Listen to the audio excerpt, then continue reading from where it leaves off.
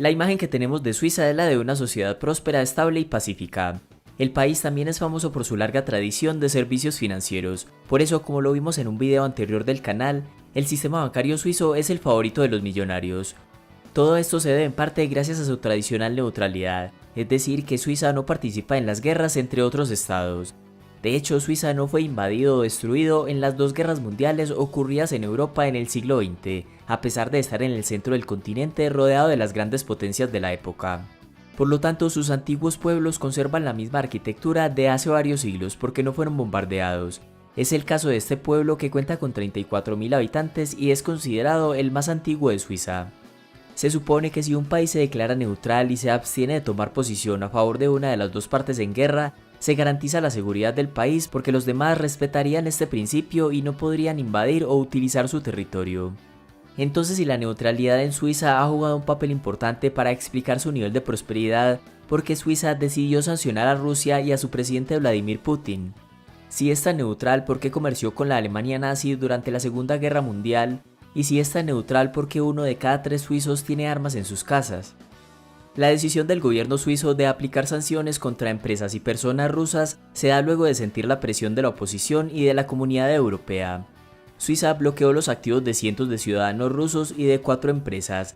Esto incluye al presidente ruso Vladimir Putin, al primer ministro y al ministro de Asuntos Exteriores de Rusia. En 2020, según el Banco Nacional de Suiza, los rusos tenían más de 11.000 millones de dólares guardados en Suiza. También cerró su espacio aéreo a los vuelos procedentes de Rusia y a los aviones con marcas rusas, y prohibirá la entrada al país a 5 oligarcas cercanos al presidente ruso. Según la declaración del presidente suizo, la neutralidad suiza se mantiene intacta, pero por supuesto que estamos del lado de los valores occidentales.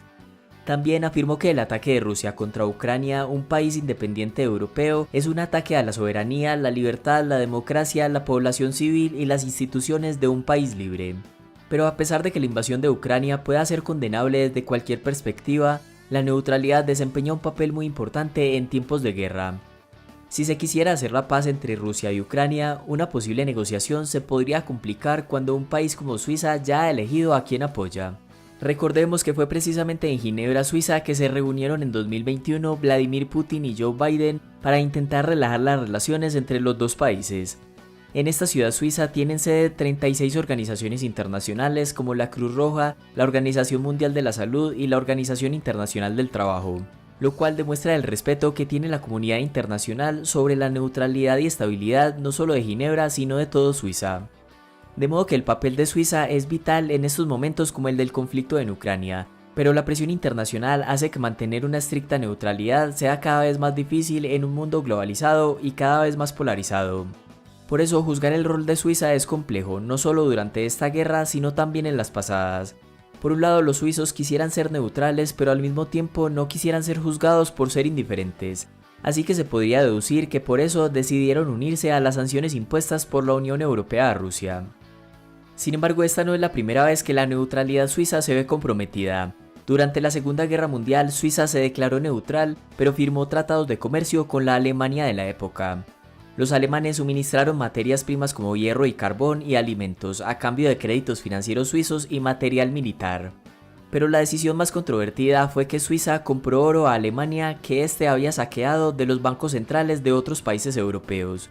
Aunque algunos dicen que los suizos no conocían el origen de este oro y que a Suiza tampoco le quedaba otra opción que ser de utilidad a los países en guerra para no ser invadido, pues en esa época Suiza quedó en medio de potencias rivales, Francia e Italia y Alemania.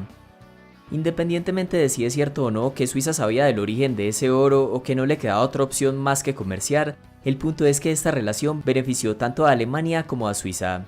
A Alemania porque tenía restringida su moneda para compras internacionales, y como los suizos les compraban el oro con francos suizos, con esta moneda los alemanes sí podían comprar en el extranjero materias primas. Y Suiza también resultó beneficiado porque acumuló oro y porque el capital extranjero se vio atraído por las condiciones estables y el secreto bancario que podía ofrecer Suiza en medio de una guerra.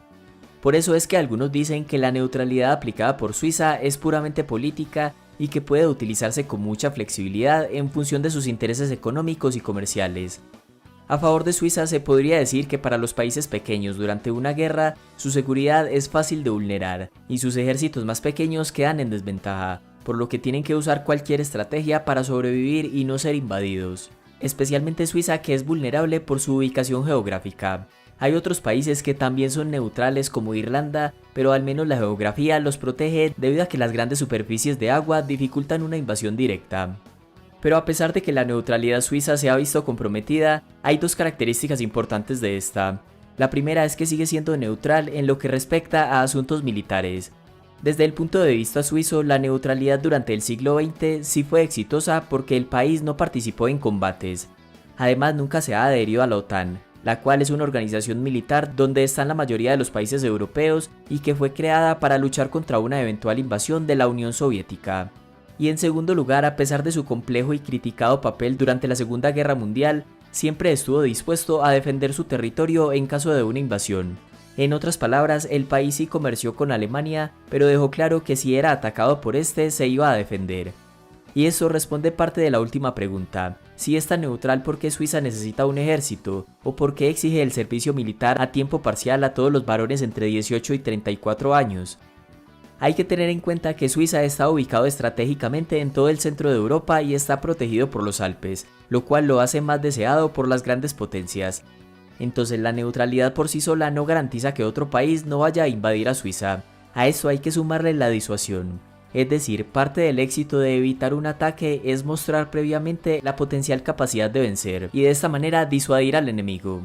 Por esta razón, Suiza tiene una neutralidad armada. Según un estudio de 2011 realizado por Small Arms Survey, Suiza ocupaba el tercer lugar en el mundo entre los países con mayor número de armas por habitante.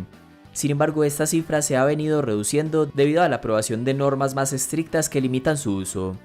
Así que la neutralidad no es solo una posición política, sino que hace parte de una arraigada cultura nacional. El tiro es un deporte nacional y los clubes y festivales de esta práctica forman parte esencial de la vida de los suizos independientemente de la edad y el género. Esta misma ideología también llevó a que Suiza construyera búnkeres y refugios subterráneos capaces de soportar fuertes ataques. Incluso en el pasado había túneles y puentes con trampas antitanque que podían ser demolidos en caso de una invasión. Eso demuestra que a pesar de su neutralidad, los suizos están preparados para defender su territorio. Un refrán popular dice que Suiza no tiene ejército, todo Suiza es un ejército. En conclusión, es muy simbólico que Suiza sancione a Rusia y a su presidente por su invasión a Ucrania. También envía un mensaje claro que refleja el consenso en el mundo occidental sobre este conflicto. Pero a su vez el mundo podría necesitar la neutralidad suiza más que nunca para resolver este tipo de conflictos por la vía diplomacia, aunque también es cierto que existen dudas sobre si los diálogos podrían servir de algo para detener los objetivos de Putin. Hasta acá este video y muchas gracias por llegar hasta el final.